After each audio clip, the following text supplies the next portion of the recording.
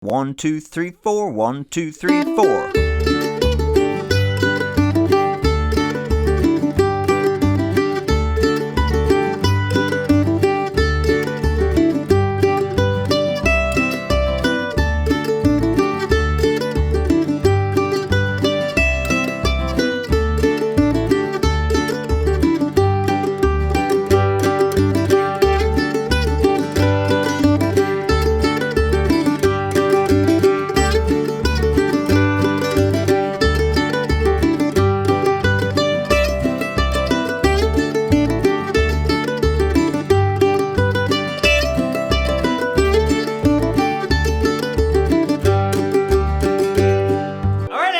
Mandolin land, Mike Heading here, coming to you today with the great old-time song, Lazy John in the key of G. I did this for guitar last week and immediately got a request for a mandolin version. Happy to oblige.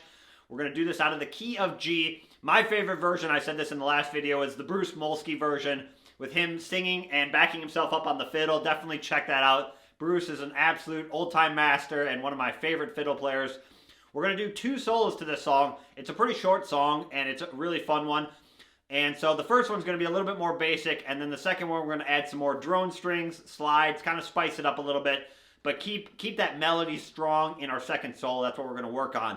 I'll break down both the solos note for note, just like I played at the beginning, and then we'll do some backup for this one. The chords are pretty easy, but I'll show you kind of a few different spots on the neck you can do the chords. All right, enough talking. Let's start breaking down Lazy John in the key of G. Here we go. Alright, so let's start breaking down this first solo to Lazy John. So let's play the first 5 measures, which will actually be the majority of the verse part. So if you can master the first 5 measures, you've got most of the verse part down. Let's play it, and then we'll start breaking it down. Here we go. Do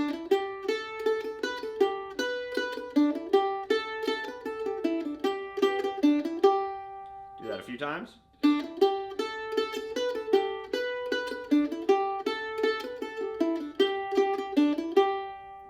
Slow.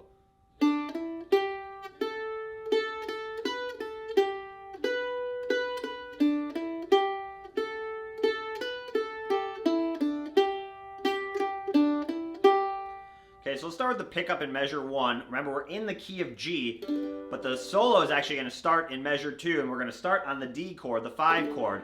So this will be good ear training for you. Again, a lot of songs that are in the key of G are going to start on G, but in this case, we're starting on D, the 5 chord, excluding the pickup, right? Because the pickup is coming from the previous measure. So in our pickup, we're going open 2 on the D string, and then 5th fret. And I'm going down, up, down with my pick. It counts 1, 2, 3, and 4. 1, 2, 3, and 4. I'd really recommend following the pick direction on this lesson. It's really going to help you play the timing. The pick directions listed below the tab. The staple-looking symbols are the downstrokes. The V's are the upstrokes. We're going to use downstrokes on the downbeats, upstrokes on the upbeats. Okay, so we're counting 1, 2. Just practice that a few times. The other thing, if you're more of a beginner, I want you to practice is keeping your first finger down when you add that 5th fret above it, right? Like this. Don't do this. See how like when I add that 5th fret, you don't want your first finger to fly up. That's just a bad habit to get into. So practice keeping that finger down. It'll kind of naturally help you stretch out your hand. So we have 1, 2. Then we're into measure 2, which is our D chord. Remember, like I said, we're going to go up to the open A string, play an open A, and then a down up. So we have 1, 2, and then we go. So we have, and then we go 2, open, and then 5th fret on the D string. So we're going. Just looping measure 2. So let's put 1 and 2 together. We have 1, 2.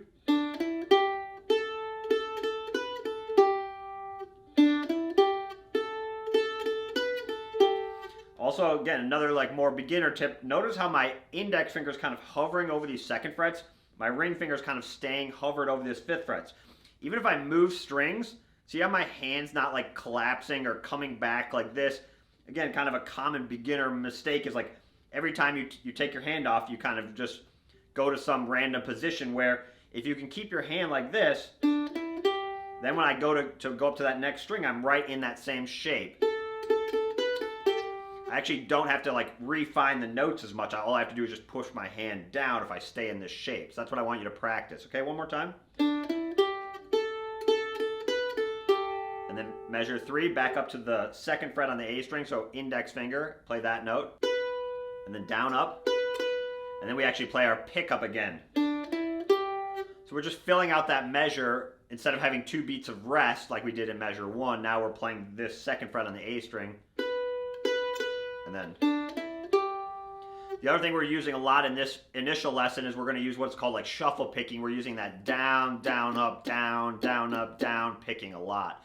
Like in the beginning of measure 2, same beginning of measure 3, right? That's mimicking like a shuffle bow on a fiddle, right? Long, short, short, long, short, short, long. It's a very common fiddle bowing pattern we're mimicking there. So let's put those together, right? Here we go.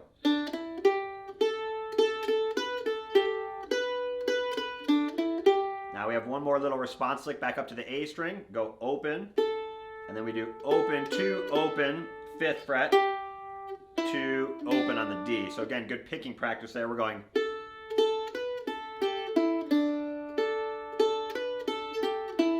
And then we land on the 5th fret to hear how it, on the D string, to hear how it resolves. So you have. And then we go down, up again on that 5th fret, and then we play our pickup again. So we're playing that pickup a bunch of times, so I would obviously focus on that, right? Let's play the whole first 5 measures. Here we go.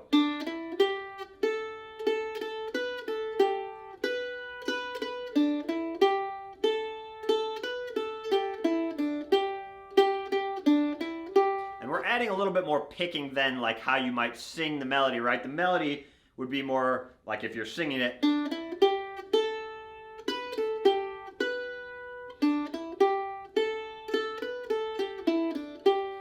Adding those like long notes, again, that's you might do that on a fiddle with a long bow, but in mandolin, that's not stylistically how we would play that. We're going to add more picking to kind of fill it up and mimic that. So again, one more time.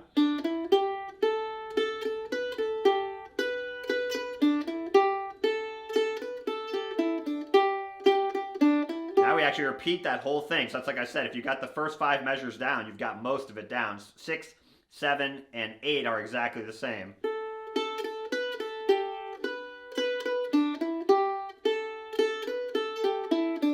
Measure 9, we go down, down, up, and then we go 2nd fret on the A string, 5th fret on the A string.